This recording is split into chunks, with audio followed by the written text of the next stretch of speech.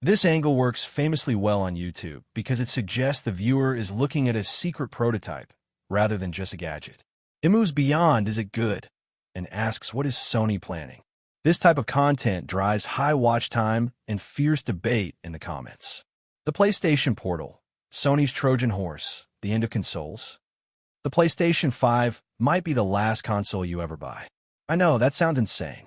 You look at your massive white tower sitting under your TV and think gaming isn't going anywhere.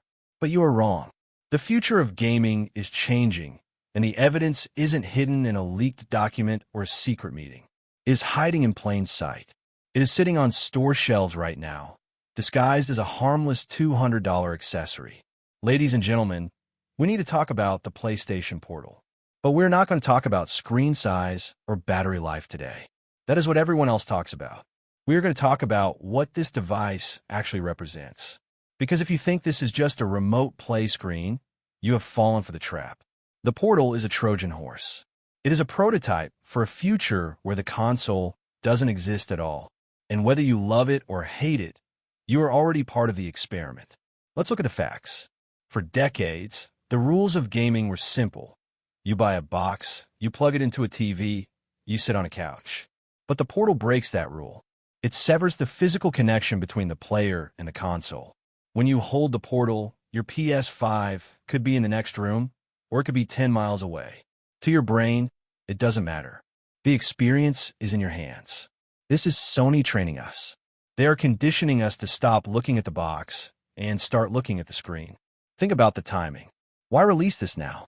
Why release a handheld that can't play games on its own? It's because the technology inside the Portal isn't the point. The connection is the point. Sony is testing the waters for a fully cloud-based future. Right now, you're streaming from your local PS5. But in 5 years, that PS5 won't be in your house. It will be in a server farm in California, and you will be holding a Portal 2 playing GTA 6 without owning a console at all. The Portal is the bridge to that future. But let's come back to the present, because the Trojan horse theory only works if the device is actually good. And this is where things get complicated. The Portal is the most frustratingly brilliant piece of tech I have touched in years. It fixes the one problem that mobile gaming could never solve, the touchscreen problem. We have all tried playing Call of Duty or Fortnite on a phone. It's miserable. Your thumbs cover the screen. The controls are floaty. You have no precision. The Portal solves this by brute force. They literally took the best controller in the world, the DualSense, and built a screen around it. This sounds lazy, but it is genius. It means that muscle memory translates perfectly. You don't have to learn how to play on the Portal. You pick it up, and your hands already know what to do. That instant familiarity is why people are addicted to it. It removes the barrier between mobile and console. However, we need to discuss the digital divide. The Portal is discriminatory. I'm serious. This device loves rich infrastructure. If you live in a city with fiber optic internet and a $500 mesh router system, the Portal feels like magic. It feels like the game is running inside the device. But if you live in an area with spotty internet, or if you are using the standard router your ISP gave you in 2018, the Portal is a brick. It is useless. This is the biggest gamble Sony took. They released a device that relies 100% on your home environment. When it lags, you don't blame your router. You blame Sony. You blame the Portal. That is a massive risk for a brand that prides itself on plug and play. But when it works, it creates a feeling that no other handheld can match. The Steam Deck is great, but it is heavy, loud, and the screen is just okay. The Switch is legendary, but the graphics are dated.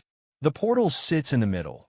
Next-gen graphics, ergonomic perfection, but tethered by an invisible Wi-Fi chain. There is another hidden aspect here that is changing the gaming industry, the backlog effect. Ask any gamer what their biggest problem is. It's not money, it's time. We all have 50 games in our library that we bought and never played. We are too tired to sit at the desk after work. The Portal is the cure for the backlog. Data shows that Portal owners are finishing more games than regular console owners. Why? Because it turns serious gaming into casual gaming. You can grind through a boring part of Final Fantasy while half watching a movie. You can collect resources in Minecraft while lying in bed. It lowers the stakes. It makes gaming accessible in 15-minute bursts. This is vital for the gaming economy. Sony knows that if you play more, you buy more. The Portal isn't designed to sell hardware.